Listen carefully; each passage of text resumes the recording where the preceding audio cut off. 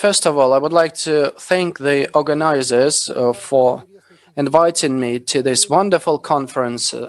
I have heard many interesting presentations with lots of insights.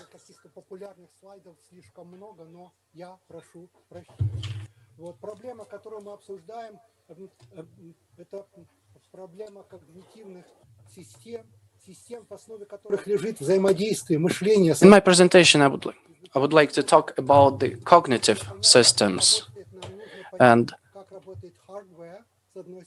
we need to understand, in order to be able to understand how the brain works, how the hardware works, and what's the theory behind that.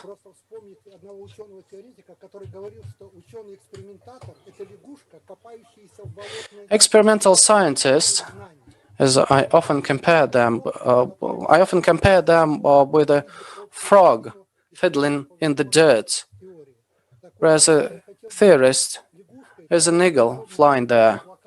Of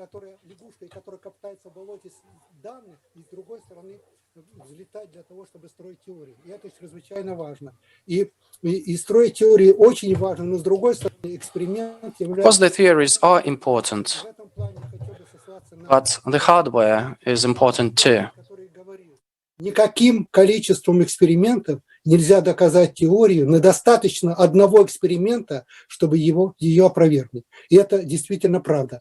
Потому что есть очень много теоретиков, которые строят теории, а потом они не работают. Но есть очень много экспериментаторов, которые копаются в болоте и оттуда не вылезают и тоже не получают никаких вещей. Но есть некоторые прорывы, которые позволяют нам двигаться вперед в познании, в понимании того, как работает мозг, и не только как работает мозг, но и как работает вообще вся. So somehow we need to combine the theory and the practice. That's what it's all about. Yeah. So anyways, the brain is a mystery, as you know. It's a mystery, and this mystery is, let's say, 85 million neurons, right? And all these cells and this tremendous dense network that's around them. So this is a very plastic, yet fully organized and a very, very complex structure. Very complicated. So it's like a computer. You can call it a nanocomputer that consumes tremendous amount of energy. It's actually very, very energy efficient, only 20 watts. It's like a fridge or maybe like a light bulb. And it operates slowly, by the way, slowly, but at the same time, it's super quick. It's almost like parallelism. So it's like I mentioned, multiple computers running at the same time. That's the beauty of the brain. It consumes little power. And it's almost like you can call it a transformer between the analogous and the digital. It's an incredible device, this brain. So we need to understand both the hardware and the software, right? And we need to combine the practice and the theory. And that's the trick, essentially, because our brain serves as the frequency transducer, right? So we're trying to transform analogous information into digital. And at the same time, brain has a bad memory, so the memory is very unreliable, and its lifespan is also quite short. There was this study, and they were talking about the development of the neuron development over time. And they say that when a person is 5 years old, there's so many connections, and as these connections start breaking down, but like maybe 13, 15 years of age, that's like the best time, that's the sweet spot. And after 25, after 30 years of age, the number of neurons start breaking down. You get Alzheimer's, you get dementia, you get Parkinson's disease, and all this kind of stuff, right? Everything that we've been discussing. So anyways, if you look at the brain of a human compared to a computer, again, I'm just giving you an example. So just to run an analogy, so computers are actually quite slow. You know, they actually operate at less than 1 kilohertz. Yeah, but we don't see your slides, Professor. Try sharing the screen. Oh my God, you don't see my slides. Oh my God, sweet Jesus, I didn't know that. I thought it's just the intro. Actually, you're flipping through the slides. Oh, I'm sorry. Okay, my bad. Okay, I hope you can see it. Not yet. But, you know, we understand that, you know, your presentation is very good, so we're kind of following it. but slides are better. What about now? Yes, we can see it clear. Thank you so much. Okay, then the brain in the computer. Okay, I'm not coming back to the Albert Einstein. Everybody knows Albert. Yes, we know Einstein. Sure, absolutely. But he's so creative. There's so many different nice pictures of Albert Einstein. Anyways, let's not go back. Let's go on. So the brain is slow, right? But the computer is rapid, right? So, and the brain is unreliable. The computer is reliable. The brain is selfish, right? But it's very good at binary processes and the parallel processing. But the computer has sequential processing. And so the brain is essentially selfish, you can say. I don't know if it's the right term, but brain is selfish, right? It's mostly self-centric because everything is happening inside that. You don't really know what's happening. It's like a black box. We don't really know what's happening inside, but yet it's processing all this tremendous amount of data, right? And because of this dark black box, we laugh and we cry and we experience different emotions and all that. Yeah, the computers are mostly about outside. It's not a black box. And our brain is like a binary and frequency code. Yet the computer is a binary code. And the brain is more of a parallel processing. Yes, it's slow, but because it can run multiple parallel processes, it gives it speed. But the computer is rapid. Yes, much quicker, but it's doing mostly sequential processing. And the reason it's so important. And the reason it's so important that there's certain parts of the brain that process process information in a parallel way. So we need to understand how all of that works together.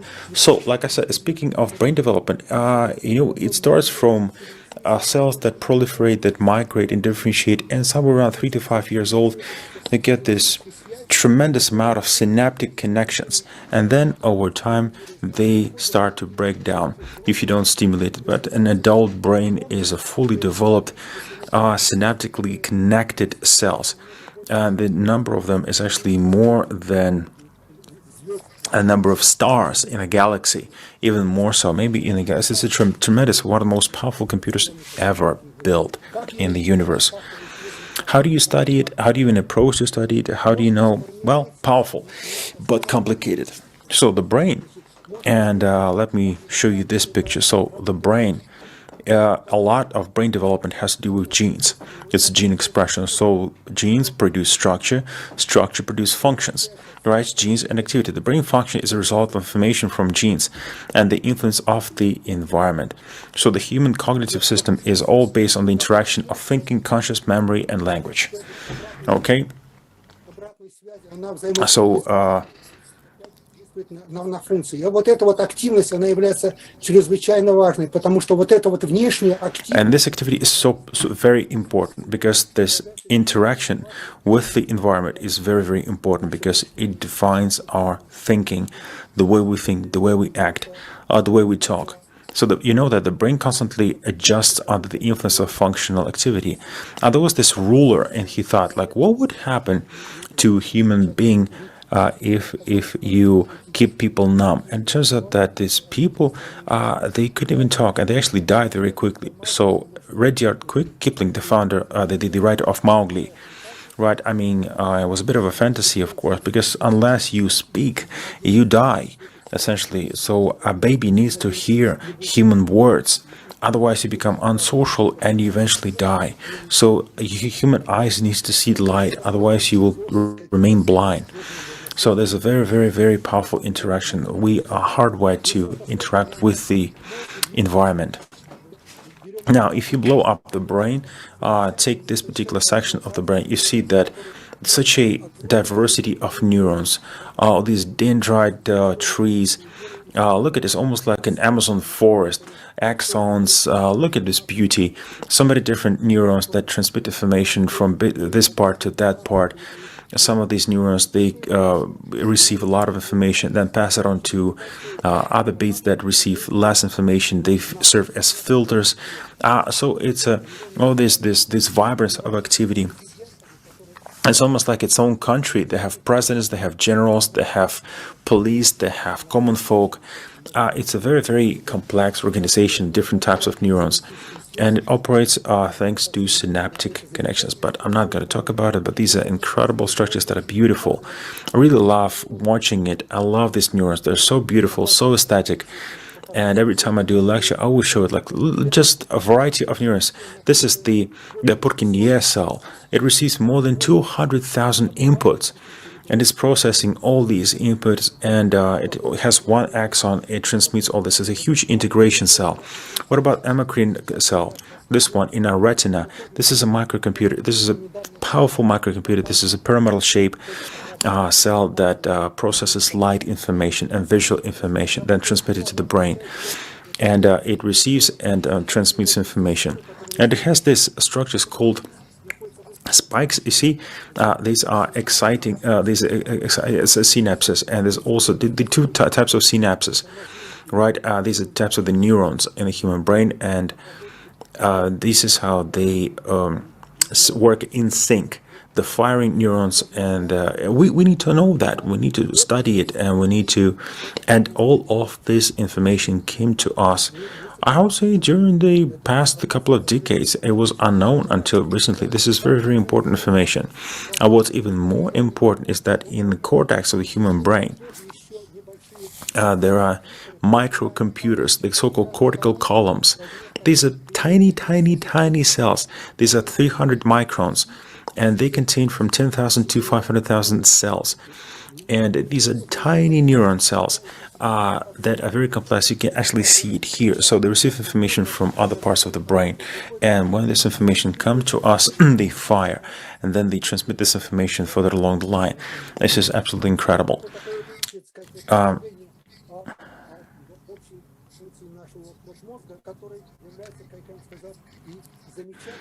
So this is a general view of the brain, like a human nervous system disorder. I mean, it's a very amazing yet unreliable and a very sensitive thing. And all these diseases like schizophrenia, depression, anxiety, Alzheimer's disease, sleep disorders, migraine, chronic pain, addictions, obesity, autism, traumatic brain injuries, epilepsy, vision loss, etc., etc., etc. Every seventh person living on this planet has some sort of these nervous system disorders. Some say that actually even more so. They say every third person, like a third of all people, or maybe not. Who knows?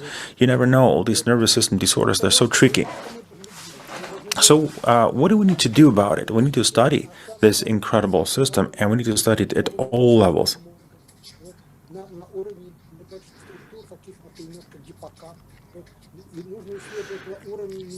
So the hippocampus, for instance, is a great place to study the neurons. We need to study not just the neurons, but parts of the neurons, like the dendrite trees. And then we need to take it down to single channels, down to specific functions. We need to study all of that. We need to study the crystal structure that gives us so much information and that enables us all this knowledge.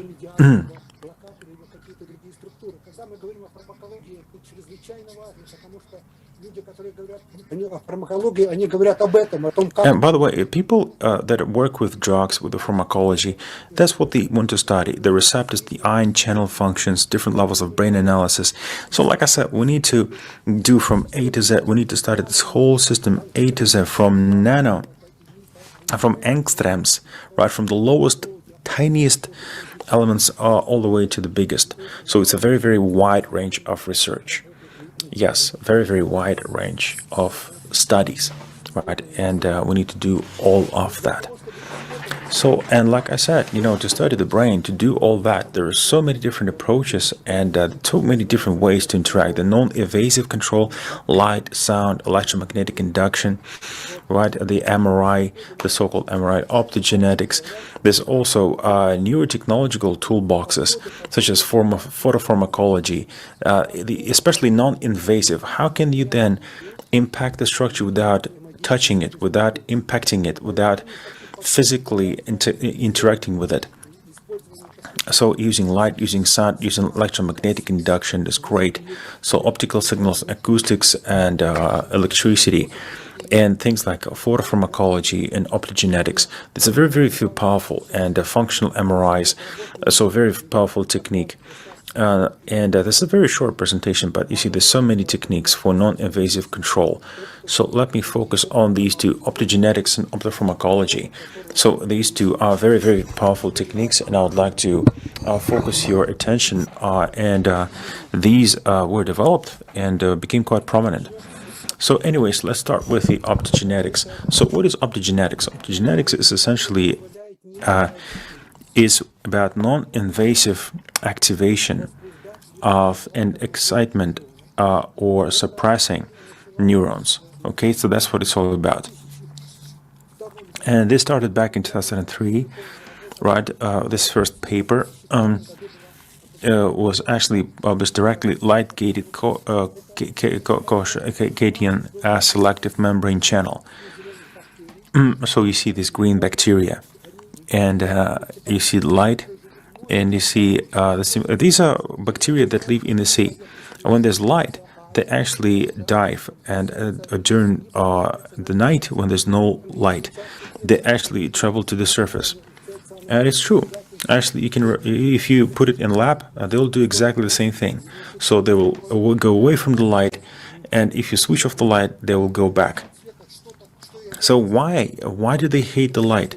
So I mean, what's with the light? And it turns out that they have this green algae, have the rhodopsin channel. So the rhodopsin channel, so this one, actually these membranes that are light sensitive, and like the rhodopsin itself, these actually have the channels, and this channel is actually cation selective, as it says, cation selective. So it's a light-gated cation selective membrane channel because it works with calcium and potassium. So like I said, and this they actually added it to flowers, and they received some incredible result. So this Nagel, as a German scientist that published it in 2003, it was the first work with this green algae that demonstrated this kind of effect. So, and then they actually took this DNA and took it to the laboratory. So, I mean, he failed first, but his employee, Boyden, actually did rapid activation of neurons in mice, which is quite interesting. So they tried to stimulate hippocampus. So they didn't have the answer, and it was a laser. They used laser, and the laser was very strong light source. And that actually started the optogenetics as a science. It turns out that actually if you use laser, if you use a powerful source, you can activate it just using this sharp bursts of light, like the likes of laser. You can create this kind of spikes. You see, you can actually stimulate neurons, and you can correlate it with the frequency 5 Hertz, 10 Hertz. This is the light. This is light impulses. You can operate at 5 Hertz, 10 Hertz, 20 Hertz, or 30 Hertz. So, and this is what the human brain operates on. So, by bursts of light, you can activate certain parts of the brain. So, you can activate and reactivate during neural pathways. You can actually cause them to grow. You can cause them to regrow, and it turns out that using this, you can actually express it in the brain of a mice and then the brain of a human. So there are certain light-sensitive elements, and by adding these algae, you can actually stimulate the brain. And you can actually go further. You can add this, what do you call it? This laser-inducing rod, tiny wire, and it turns out that you can actually control the mice. You can control what it does. Pretty incredible. Pretty incredible. Yeah. So you can control the actions of a mice by stimulating it with light. So that's optogenetic control of the neural excitability. So, like I said, they were thinking about how do you actually, well, yes, you can excite it using rhodopsin channel, but how can you actually suppress it? How can you slow it down? And they moved to a different thing. It turns out that the so-called proton pumps, these proton pumps, that can also cause hyperpolarization of the cell. then they cloned it, and it turns out back in the 1980, there was this chloride pump. Chloride pump actually exists in a bacteria that operate in Africa in salty lakes. And so that a tremendous amount of this bacteria, so they take the energy of the sun and they process it and produce energy, because in the salty lakes the concentration of potassium chloride is very, very high. So I mean the level of salt, I mean just there's so much salt that, I mean, I've seen this salty lake. I've never been there myself, but it's incredible, and it's almost like a because it's covered with salt, it's like a purple colored bacteria. So the whole lake is covered with this bacteria. It's pretty amazing. So they have this chloride pump, but this chloride pump is controlled by light, and this is yellow light. So Rodafine, by the way, is activated by a blue light, which is 480 nanometers, but this one is 460 nanometers, which is the yellow light. And like I said, so what you have here, this is basically the story of rhodopsin channel, and the point is that right now, so we know how to excite it, and we know how to suppress it. So, like I said, this Cathian selected light-gated channels that cause the excitement, or they cause the suppression. You have these pumps, nitric pumps and chloride pumps that actually cause the neurons to slow down. Or there's also other things, like you can, like I said, you can model, you can do control, like a control, and the system using different types of lights, different types of lasers. So, and this is a very exciting area, and it's growing very, very quickly, and particularly in Russia. Russia is at the forefront of this innovation. So, the University of Physics, Professor Gardiev, actually cloned this new type of bacteria, this new chloride pumps. Pretty exciting, molecular chloride pumps.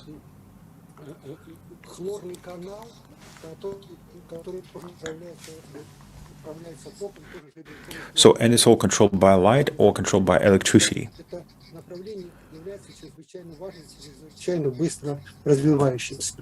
Вот. И если посмотреть просто на... So, like I said, let's look at the scope of optogenetics. It covers all levels of brain function. That's the point. You can use it for synapses, and this is very important, right? Because you can activate specific synapses. This is super important, right? You can activate specific neurons. You can activate specific local circuits. So that means that you can selectively stimulate the brain. You cannot do it with electrophysiology, simply because when you stimulate it with electricity, so then you like a less specific. But with this, you can easily be very selective. So you can selectively activate specific types of cells. You can do fast activation of neurons in the synaptic level scale, and you can control animal behavior. Yes, think about it. So, these particular cells, for instance, local circuits, you can stimulate local circuits. Or, for instance, interneurons. You can stimulate these particular connections. You can study what parts are active and which parts are terminated. Or you can study on the level of cortex of the brain, or you can activate the whole brain, right? You can stimulate part of the brain, certain elements of the brain, or the whole brain. And therefore, you can control the behavior. So essentially, you open the cortex and you can stimulate, you can actually observe what is happening in the brain. And with that, the coolest part about it, you can actually stimulate using light. You can have this light control device. And that means that by exciting or by suppressing, depending on the type of light, you can basically make this mouse do whatever you want. So potentially you can manage pain, right? You can manage pain centers, you can control epilepsy. There's so many different studies and so much research where you can study epilepsy, you can control epilepsy, you can use optogenetics to control it, you can control Parkinson's disease, And there's been a tremendous advance, tremendous research in the Parkinson's disease that specifically indicates what areas you need to stimulate to alleviate the symptoms of Parkinson. Very, very cool.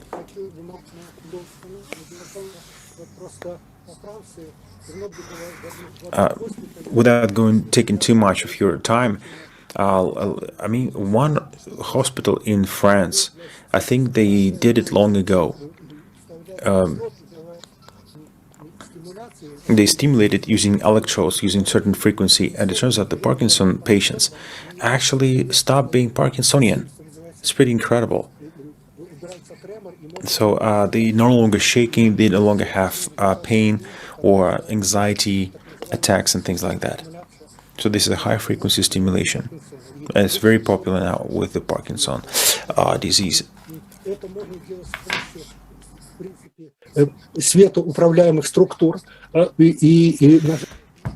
So like I said, you can use it on animals, you can use it on humans, of course. And that's the most important bit. So you can actually apply it to humans, which is the coolest part.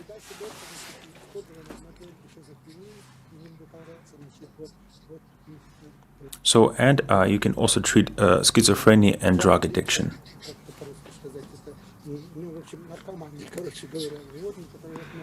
Yes. So you can, yes, you can treat drug addiction, exactly, yes, drug addiction, you can treat stress, you can treat depression, you can treat anxiety, all these diseases. Also vision and hearing restoration. That's what you can do. This is where I see there's a tremendous potential for, especially with patients.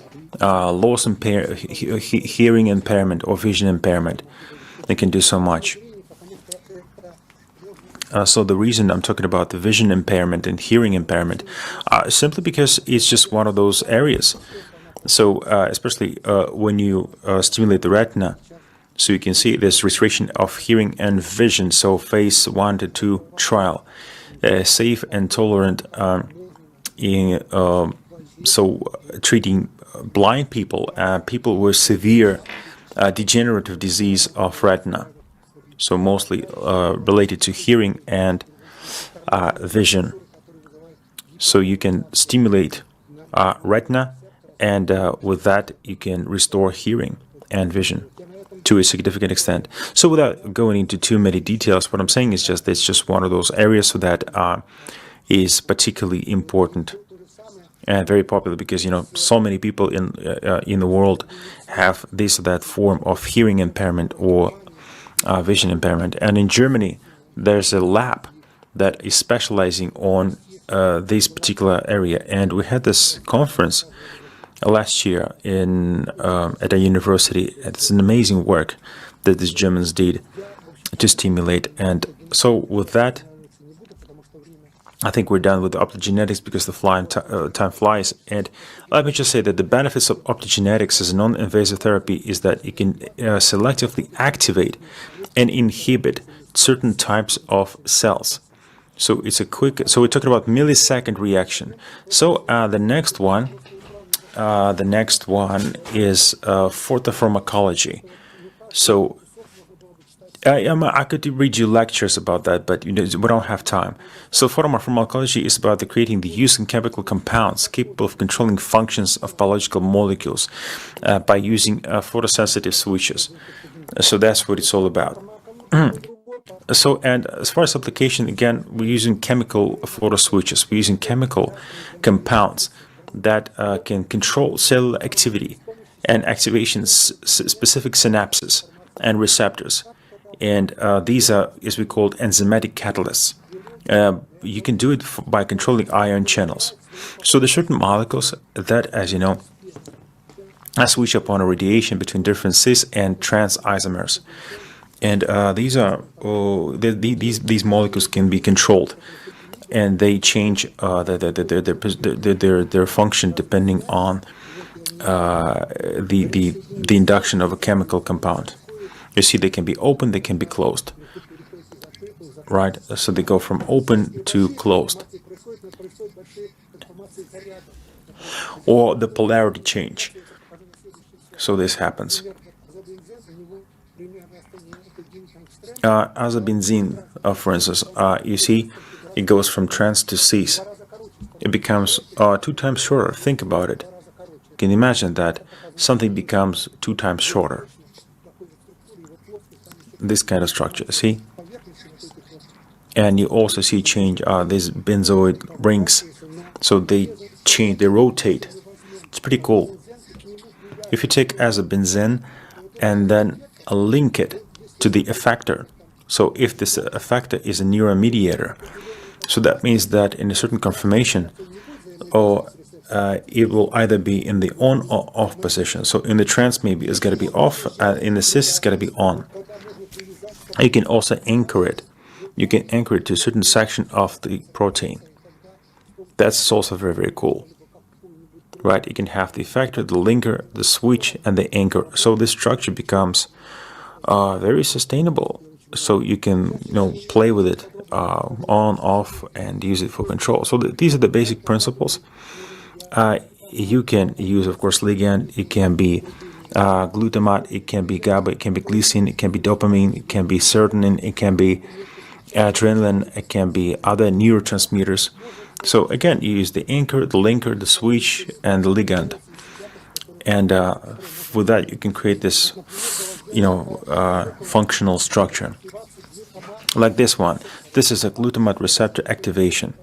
And by the way, let me remind you, the audience, that glutamate receptors are exciters in the brain. By the way, this is a key exciter in the brain. Right. And this is the kind of structure that we see it. So here's the light. You see ultraviolet. You see that these neurons are excited. Voila.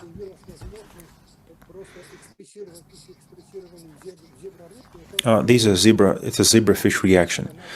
This is a zebrafish, and you touch it, and it swims away.